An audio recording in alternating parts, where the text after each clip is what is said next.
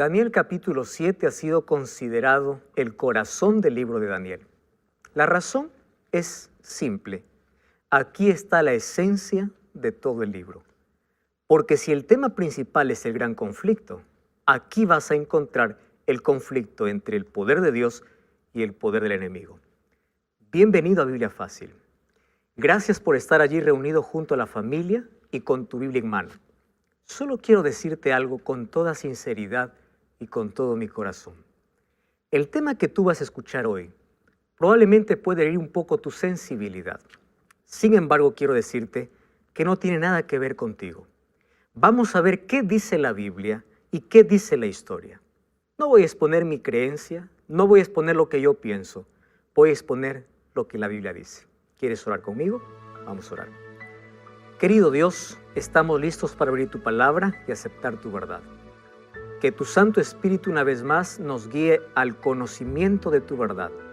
Y ayúdanos a aceptarla con gozo.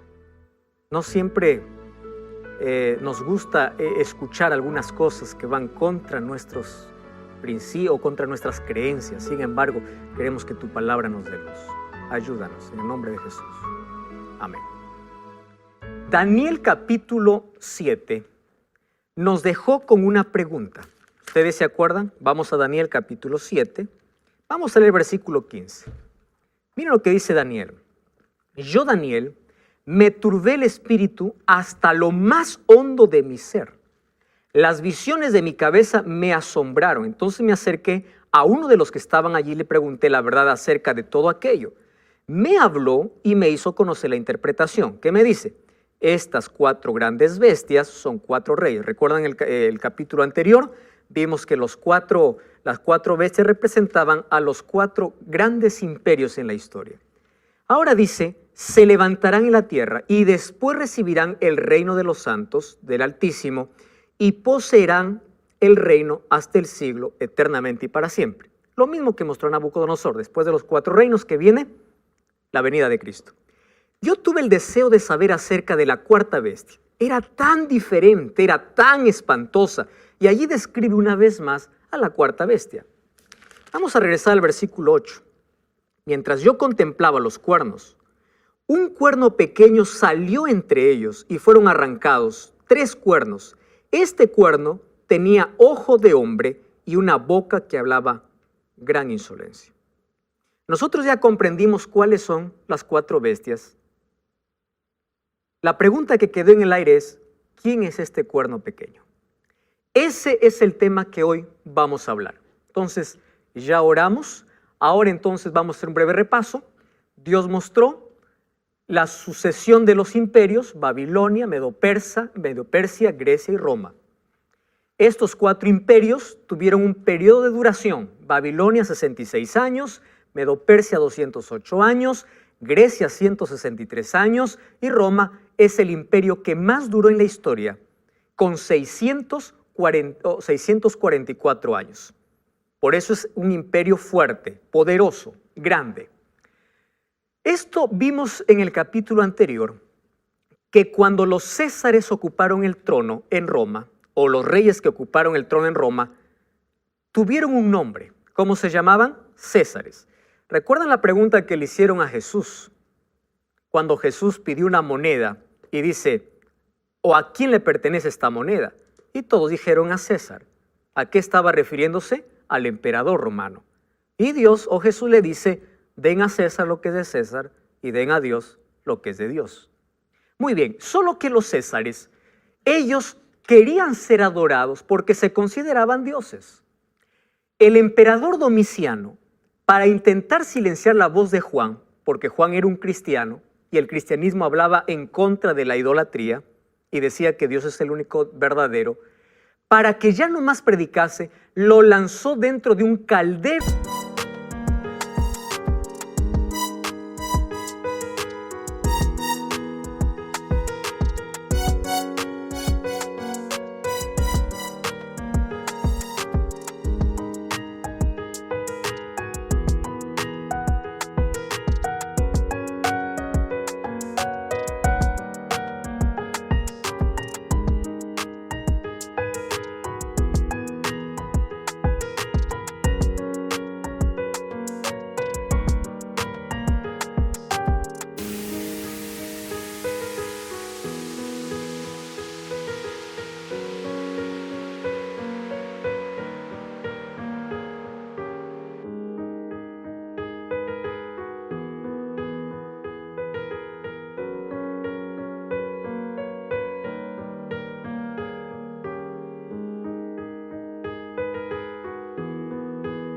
de aceite hirviendo. Y así como Dios protegió a Daniel, Dios protegió la vida de su profeta, de Juan. Ahora, fíjense lo que aconteció. Nadie tenía que poner en duda su autoridad, está hablando de la autoridad del emperador. Reyes dejaban sus coronas a sus pies, poderosos ejércitos marcharon a sus órdenes, millones se inclinaban en obediencia a sus órdenes. El nombre de Nerón hizo temblar al mundo. Caer en su descontento era perder propiedad, libertad, vida. Su rostro se llegó a tener miedo como una peste. Ahora entienden por qué es una bestia terrible. ¿Qué cosa más? Daniel 7:7 dice que la cuarta bestia era diferente a todos los animales, tenía 10 cuernos. Nosotros sabemos que esos 10 cuernos son 10 tribus que minaron y dividieron el Imperio Romano hasta que finalmente ocasionaron su caída en el año 476. Ahora, Daniel 7:8 dice que estaba mirando los cuernos, tenía 10 cuernos, y de pronto salió un cuerno diferente que tenía ojos y boca. La palabra ojos en la Biblia significa inteligencia, significa sagacidad o significa ser astuto. Cuando en Apocalipsis dice que se representa el Espíritu como alguien que está lleno de ojos, está hablando de la sabiduría plena de Dios. Pero este cuerno pequeño tiene ojos, es sagaz, es astuto. Lo curioso es que también habla. Entonces ahí viene la pregunta, ¿quién es este cuerno pequeño?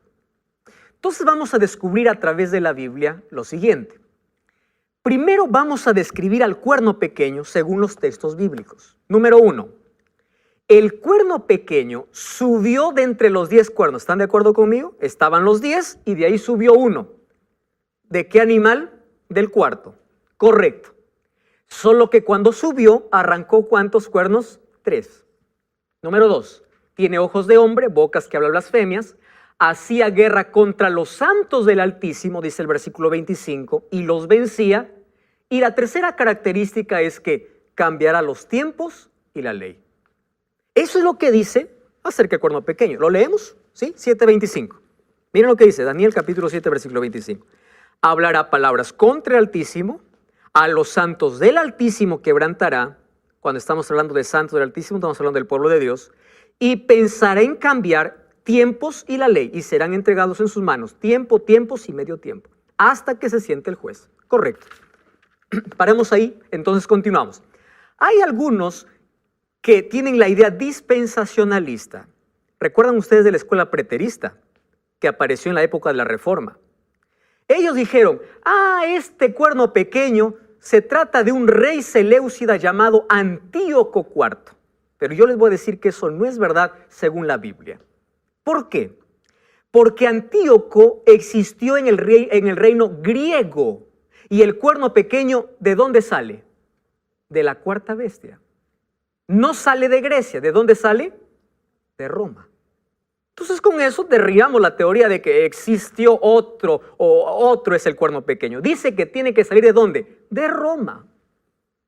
¿Es claro o no? No hay manera de poder quitar esa evidencia. Ahora entonces, Daniel 7 tiene una relación estrecha con Apocalipsis 13. Si ustedes leen Apocalipsis 13 van a encontrar que estos dos poderes son iguales. Está hablando del mismo poder. Miren, Daniel 7 tiene ojos como de hombre. Apocalipsis dice que tiene número de hombre, que es el 666. Daniel dice que tiene boca que habla insolencia. Apocalipsis dice que tiene una boca que habla blasfemia. Daniel dice que se entregó para ser quemado. Apocalipsis dice que tuvo un golpe de muerte. Daniel dice que hacía guerra a los santos. Apocalipsis dice que pelea contra los santos. Habla palabras contra el Altísimo. Apocalipsis dice que blasfemia contra Dios. Cambia los tiempos y la ley. Apocalipsis dice que difama el santuario. Daniel 7 dice que persigue por 3 tiempos y medio. Apocalipsis dice que persigue por 42 meses. Ahora nosotros vamos a encontrar de qué, o vamos a investigar de quién está hablando. Porque si es mencionado en Apocalipsis, quiere decir que es un poder que no es un poder que actuó en el pasado. sino un poder que actúa y actuará ¿en qué momento? En el tiempo del fin. ¿Correcto? Muy bien, entonces vamos aquí. Primera característica. Para poder descubrir, yo no puedo decir así nada más, es tal, ¿verdad? El cuerno pequeño. Hay que ver las características, y las características nos dicen quién es. Daniel 7:8 dice que cuando nació este cuerno, 3 fueron arrancados. ¿Recuerdan este texto? Está, muy bien.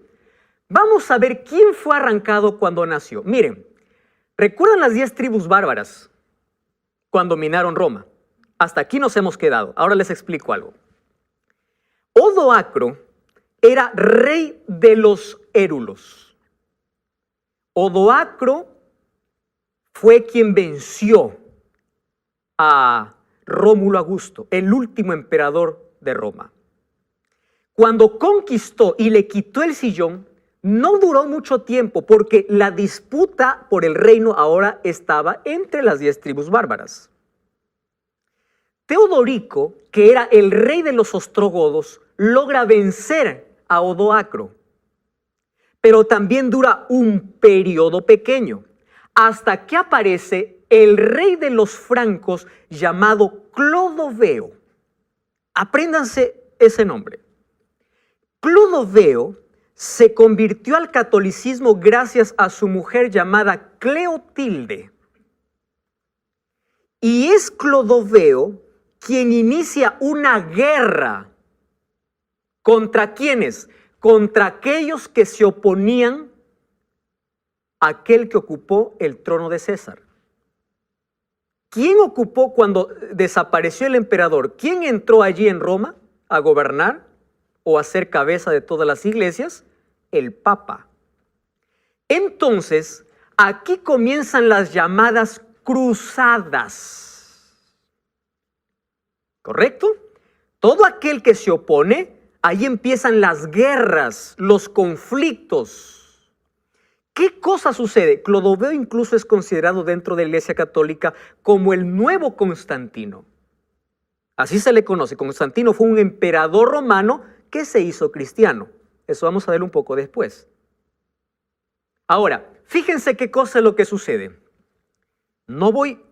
Aquí dije no voy a exponer mis ideas, voy a leer lo que dicen libros de historia y lo que dice la Biblia. Los érulos, vándalos, ostrogodos, los cuales eran defensores del arrianismo, fueron combatidos y así fue confirmado el obispo de Roma como cabeza de todas las santas iglesias y cabeza de todos los santos sacerdotes de Dios. ¿Qué sucedía con estas 3 tribus, érulos, vándalos y ostrogodos? Ellos no se sometían bajo el poder del Papa. ¿Por qué? Porque ellos no creían, ellos tenían otras creencias, se llamaban arrianos porque ellos tenían a un hombre, a un sacerdote llamado Arrio. Estas eran tribus religiosas que no querían someterse. Hasta que con la ayuda de Clodoveo, después vamos a ver que Justiniano también entra en la escena, empiezan a perseguir a esos que se oponían. Y no es casualidad que sean 3. Justiniano, el gobernador del Imperio Romano del Oriente, proclamó al Papa gobernador de todos los santos sacerdotes de Dios, cabeza de las iglesias, en el año 533 después de Cristo, con plena autoridad, ojo con esta palabra, de perseguir a los herejes. Las fuerzas católicas aplastaron a los vándalos del norte de África en la batalla de Tricamaro en 534, persiguieron a los ostrogodos y los echaron de Roma ¿en qué año? En el año 538. Finalmente, la iglesia romana tomó el lugar del imperio y el Papa fue el sucesor de César. ¿Hay alguna novedad hasta aquí? No, eso lo hemos visto por historia. Solo que la historia confirma algo que ya decía la Biblia. Segunda característica, tiene una boca que habla grandes cosas. Otros textos dicen grandes blasfemias. Yo tengo aquí una Biblia rojita que ustedes conocen, se llama Biblia latinoamericana. Yo voy a usar algunos textos de esta Biblia para que pueda ser nuestra comprensión mucho mejor. ¿Correcto? Entonces, miren lo que dice ahora. Hablaba grandes blasfemias o hablaba grandes cosas, dice Daniel y Apocalipsis. Entonces, la primera característica de este cuerno pequeño es que cuando nace, tiene que derribar a 3 reyes.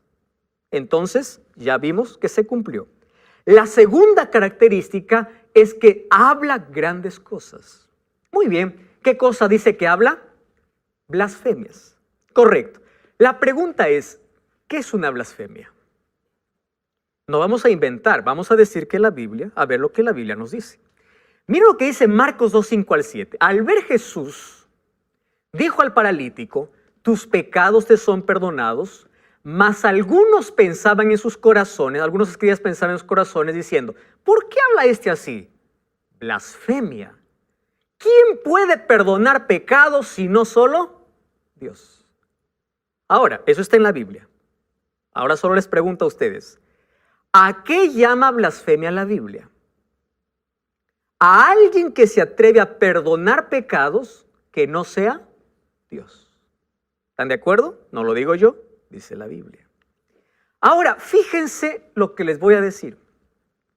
Lo que voy a leer no sale de mi cabeza, sino esto se dijo en el canon católico, está escrito en el canon católico del Concilio de Trento. Presten atención aquí.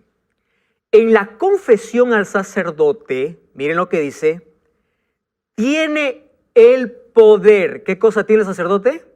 Poder de perdonar todos los crímenes cometidos después del bautismo.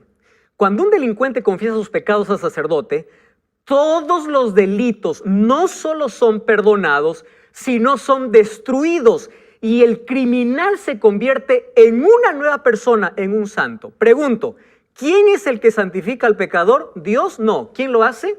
Un sacerdote. ¿Qué cosa dice la Biblia? Correcto. ¿Cómo se llama eso? Blasfemia. Esto no es lo que yo pienso. Eso está en el canon católico. Número 2. Yo traje aquí un librito que se llama Catecismo. ¿Tienes este libro en casa? Búscalo. Vamos a leer juntos. ¿Qué te parece? Yo voy a leer lo que dice el Catecismo en la página 401. Voy aquí. ¿Estás con el Catecismo? Presta atención. La declaración de pecados al sacerdote constituye una parte esencial del sacramento de penitencia. Los penitentes deben hacer la confesión y enumerar todos sus pecados mortales que tienen conciencia después de examinarse seriamente, aun cuando sus pecados sean secretos. Espera un poco. Cuando los cristianos se esfuerzan por confesar todos sus pecados que les viene a la memoria, no deben dudar que tienen que presentarlo o tienen que presentar su perdón de misericordia divina. Que de otra forma, si intentan ocultar conscientemente algunos pecados, no están colocando delante de la divina voluntad algo que pueda perdonar por intermedio del sacerdote. Eso dice el Catecismo. ¿Qué dice? Que tú tienes que confesar todos tus pecados, aún ocultos, porque quien te va a perdonar es el sacerdote. Ahora fíjate, ¿qué dice la Biblia? Voy a usar esta Biblia, ¿correcto? Vamos a 1 Timoteo capítulo 2, versículo 5. Vamos a 1 Timoteo capítulo 2, versículo 5. Mira lo que dice la palabra de Dios. Nunca, 1 Timoteo, perdón, estoy aquí en otro texto. 1 Timoteo capítulo 2, versículo 5. Aquí lo encontré, 2:5. Dice así.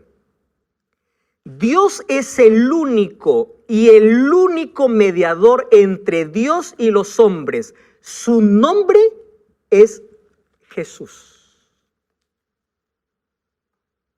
¿Quién es el único mediador? Jesús.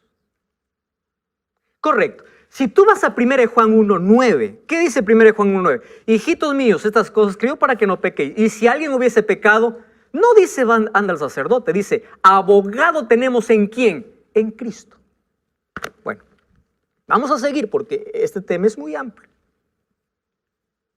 Entonces, tú tienes para elegir, ¿correcto? Aquí tienes dos opciones. Lee esto y lee también esto. Te lo digo con tanto amor. Número 2. ¿Qué más es blasfemia según la Biblia? Mira, Juan 10:30-33 dice, yo y el Padre uno somos. Entonces los judíos volvieron a tomar piedras para apedrearle y Jesús le respondió, muchas buenas obras os he mostrado de mi Padre, ¿por cuál de ellas me apedrean? Le respondieron los judíos diciendo, por buena obra no te apedreamos, sino por blasfemia. Solo que aquí ellos se equivocaron. ¿Pero ellos de qué le estaban acusando a Jesús? De blasfemia. ¿Qué cosa es blasfemia? Porque tú siendo hombre te haces pasar por Dios. ¿Jesús era Dios, sí o no? Sí era Dios. ¿Pero qué cosa es blasfemia en un concepto bíblico? Aquel que siendo hombre se hace pasar por Dios. Vamos a ver qué dice la historia. Eso dice la Biblia. Una vez más, esto dice la historia. El Papa León XIII dijo lo siguiente, eso está registrado en el libro de historia. Los papas tenemos sobre la tierra el lugar de Dios Todopoderoso. Miren lo que dice el Diccionario Eclesiástico Católico. Este es un artículo que tomamos de allí. En el artículo del Papa dice así, el Papa es de tan grande dignidad y exaltación que no es un mero hombre, ¿correcto? ¿Están entendiendo esto? Sino es como Dios, ¿y qué dice? Y sustituto de Dios. No me estoy inventando esto. Siguiente, el Papa es de tan grande autoridad y poder que puede, ojo, modificar, ¿qué cosa intentaría hacer? Modificar, ¿verdad? Modificar, explicar e interpretar las leyes divinas, cualquiera que sea, es Dios. El vicario de Cristo no puede hacer nada contrario a la fe.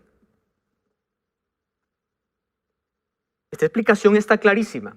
Bonifacio VIII dijo así, Bonifacio fue un papa, dijo así, declaramos, definimos y proclamamos que cada ser humano debe someterse al pontífice romano para que sea salvo. ¿Quién está diciendo esto? La historia.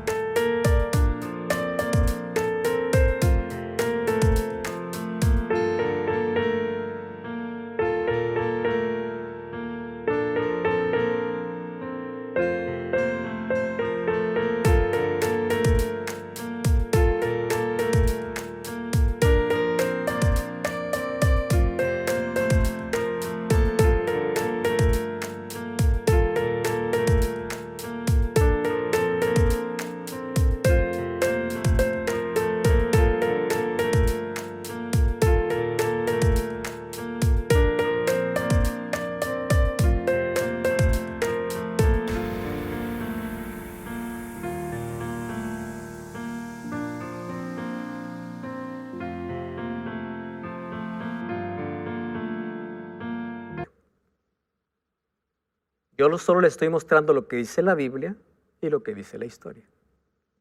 Siguiente. Hay un escritor brasilero, es escritor político, interesante, llamado Rui Barbosa, muy famoso aquí. Él se contactó con una obra de un alemán.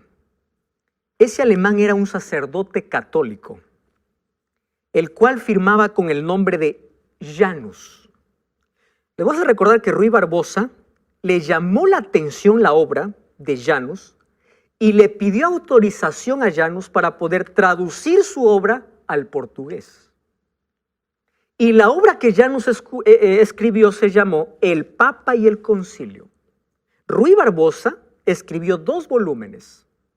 Ahora, permítanme leer para ustedes algo que a mí me llamó profundamente la atención.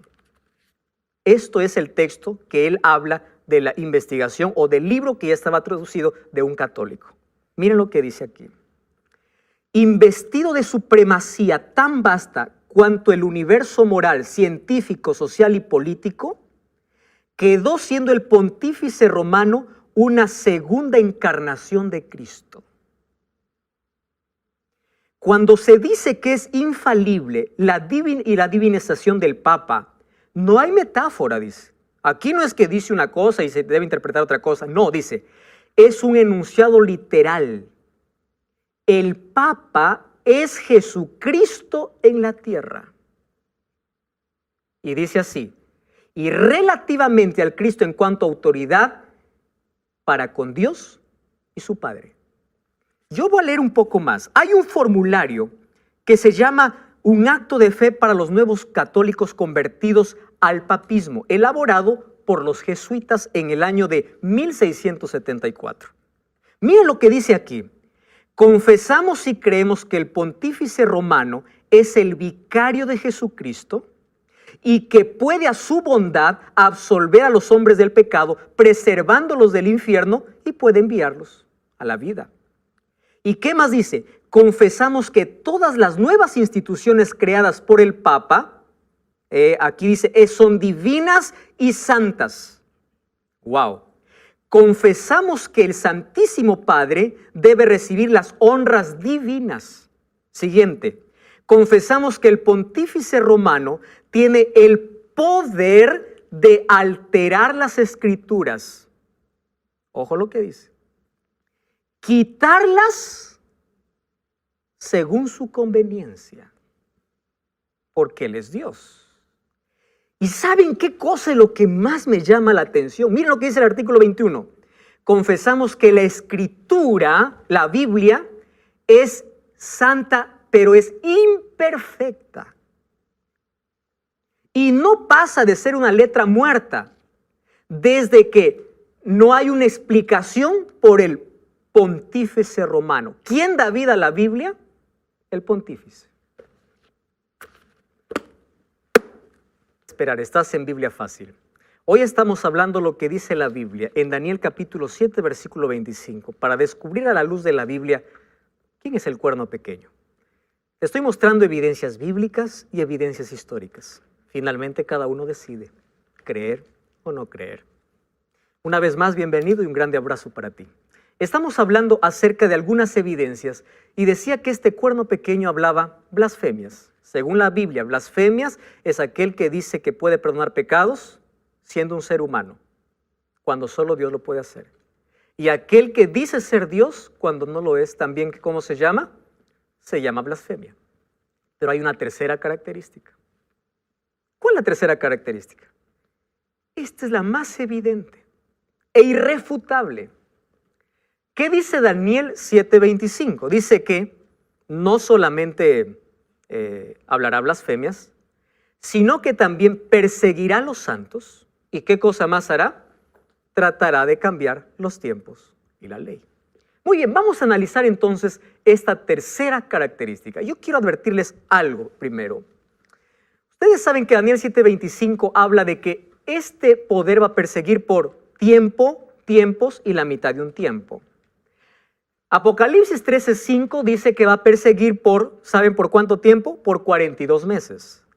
Y Apocalipsis 12:6 dice que la persecución será por 1260 días. Y uno puede decir, aquí no cuadra, total. Aquí tiempo, mitad de un tiempo, 42 meses, 1260 días. Total, ¿cuál es el tiempo? Ahora vamos a ver que todo cuadra perfectamente. Miren acá. Un tiempo en la Biblia, ¿a cuánto equivale? Un año. ¿Cuántos tiempos estuvo Nabucodonosor como bestia? 7 tiempos, 7 años, ¿verdad? Muy bien, cuando habla de un tiempo, ¿a cuánto equivale? Un año. Tiempos, 2 años.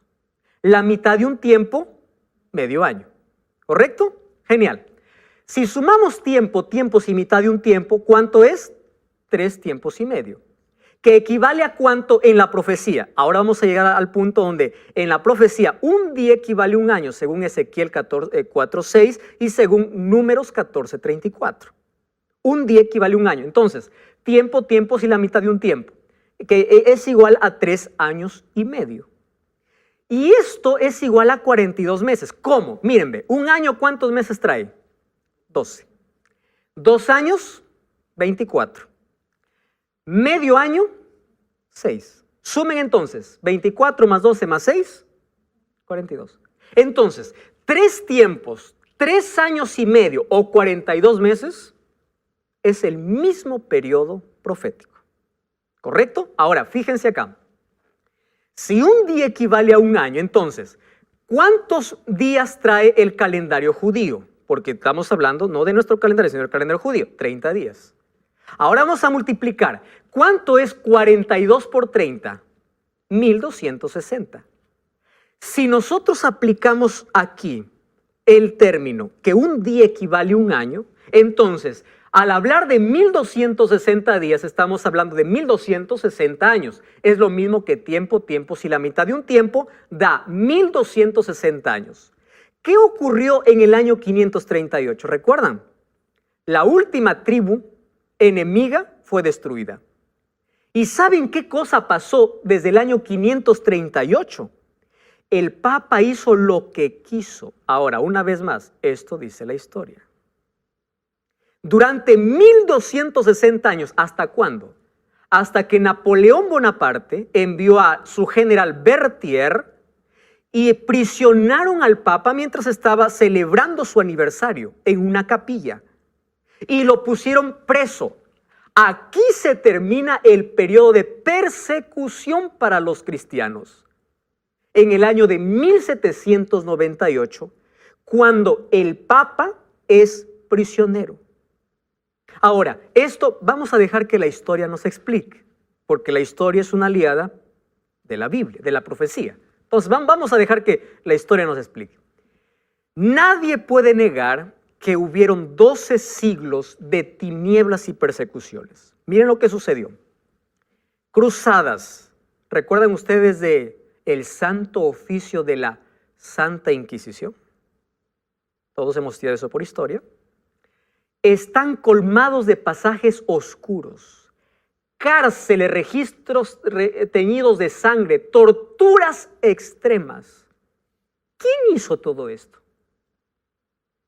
Fue el Papa. Él fue quien persiguió. Ahora fíjense acá, este texto. La historia de la Iglesia Católica es la de persecución. Donde quiera que la Iglesia haya llegado a ser suficientemente fuerte, ha empleado su poder para suprimir a los que se atreven a disentir de ella. Persecuciones terribles fueron llevadas a cabo contra los albigenses, los valdenses, los hugonotes. ¿Recuerdan ustedes que recientemente el Papa pidió perdón a los valdenses? Esperen un momento acá. Y dice así: uno de los hechos de más infamia fue la matanza de San Bartolomé. 30,000 protestantes franceses murieron. En España, solo el Oriente calcula que como víctimas de la Inquisición fueron 31,912 quemados vivos. Y 291,450, así llamados penitentes, fueron obligados a someterse. 1,000,000 perecieron en la masacre de los albigenses. ¿Qué más nos dice la historia? Aquí está John Brough, cuando está siendo despellejado antes de ser atado a una estaca. Aquí encontramos una mujer embarazada, allí que es levantada, dice, en dirección hacia arriba y hacia afuera, mientras las articulaciones de su hombro se separan, se levantan los brazos directamente a la cima y finalmente todo el peso de su cuerpo descansa en las muñecas, mientras que el inquisidor, en nombre de Jesucristo y de la Santa Iglesia, le dirige en varias ocasiones la pregunta: ¿vas a renunciar? ¿Vas a renunciar? ¿Cómo se llama esto? ¿Acaso no se llama imposición? Si no me obedeces, yo te mato. ¿Qué sucedió en esos 1260 años? La palabra de Dios fue escondida. Es más, fue prohibida leer la Biblia. Ahora, miren, cuando la palabra de Dios es escondida, ahí aparece la mentira. Porque el pueblo no abre la Biblia. En el año 617 aparecieron las invocaciones a los santos. Fue establecida por primera vez en las liturgias públicas bajo el Papa Bonifacio V. ¿Lo dice la Biblia? No, Bonifacio. Fiesta de la exaltación de la cruz fue instituida por el emperador Heraclio y después establecida en el occidente por Honorio I, quien fue el obispo de Roma. Canonización de los santos. Todo el que muere, vamos a hacerlo santo. Fue creada en el 884 y decretado en 1160. Se celebra la veneración de imágenes. Cada persona fue canonizada, se hizo una imagen de talla para adorar. El santo se convirtió en intercesor. Pidamos a San Pedro, a San Juan, a San Pablo, ¿verdad? Se convirtió en un intercesor, es decir, en un mediador. Ya no es Jesús, es un sacerdote o un santo. ¿Cuál es la idea del diablo? Quitar a Jesús como nuestro Salvador. Esa es la única idea. En 1215, la confesión auricular de los pecados dijo así: confiesen sus pecados a un hombre en lugar de confesar a Dios. Pastor, ¿acaso la Biblia no dice confesados los unos a los otros? Voy a hacer un ejemplo contigo, Nicolás. Yo te ofendo, entonces yo te pido perdón. Tú me vas a perdonar porque eres de buen corazón y eres cristiano. Pero si yo miento o hice un pecado secreto, ¿yo debo confesarte a ti o a Dios? A Dios. Pero si yo te ofendo a ti, yo sí debo pedirte perdón a ti. ¿Entiendes que el perdón va en dos direcciones? Las ofensas al prójimo se arreglan confesando los unos a los otros. Pero mi ofensa a Dios no es que yo voy a confesar a un hombre. Ahora, eso en 1215 se instituyó. En 1515, ¿saben hasta dónde llegaron? Hasta la venta de indulgencias. Era la venta de perdón. Se vendió la salvación. Y en 1229 se prohibió la lectura de la Biblia. ¿Cuándo terminó eso? En febrero de 1798. Cuando Berthier toma prisionero al Papa Pío VI. Ahora, ¿qué cosa dice? Está contra el pueblo de Dios porque los persigue, pero ¿qué más dice? No solo contra el pueblo de Dios, sino contra la ley de Dios. Cuarta característica, cambiará los tiempos y la ley. Aquí está la razón de por qué tanto odio la ley de Dios. No es un asunto de gracia y fe, porque la salvación siempre será por fe y gracia. El asunto es que alguien intentó cambiar la ley de Dios. Fíjense aquí. Miren, yo voy a abrir una vez más el catecismo. ¿Está bien? Catecismo, página 539. ¿Pueden ver todos ustedes aquí? ¿Lo ven, verdad? Dice así, Éxodo 20, 2 al 17. Aquí están los 10 mandamientos. Aquí dice cómo se repite en Deuteronomio capítulo 5, versículo 6. Si ustedes son minuciosos, el segundo mandamiento sigue diciendo lo mismo, solo que ellos pusieron solo puntos suspensivos. ¿Correcto? Ahora, mire lo que dice la última parte, fórmula del catecismo. El primer mandamiento, eliminado.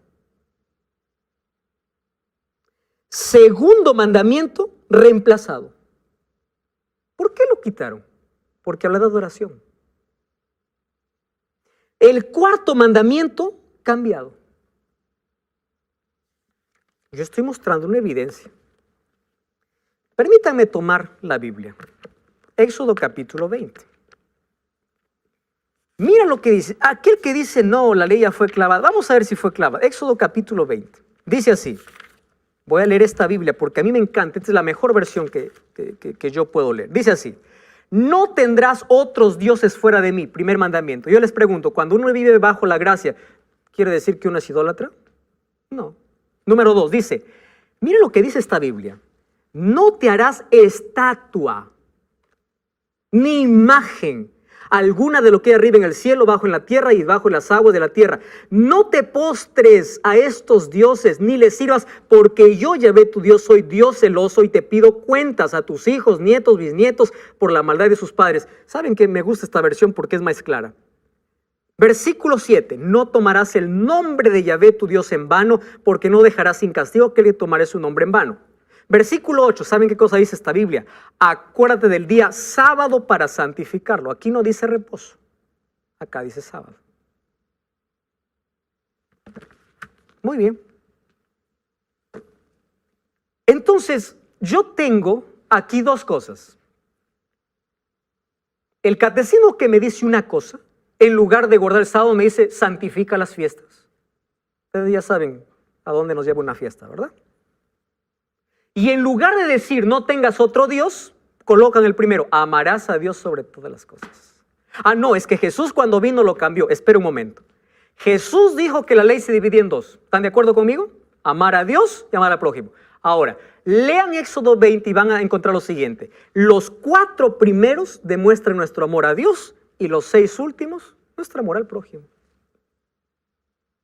Esto está más claro, esto es simple. Ahora, miren cómo se cambió. No tendrás otros dioses, amar a Dios sobre todas las cosas. Ahora, el segundo mandamiento de las imágenes lo quitaron. El mandamiento donde dice acuérdate del sábado, le pusieron honra al padre y madre. Y para que cuadre, el 10º mandamiento lo dividieron en 9º y 10º, para que llegue a 10.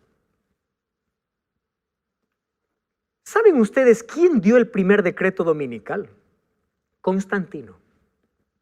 Esto no se trata de resurrección, queridos.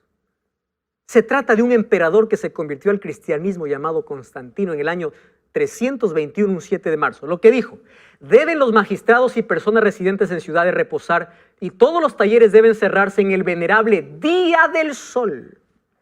En inglés, ¿cómo es domingo? Sunday, Sunday. ¿Qué significa?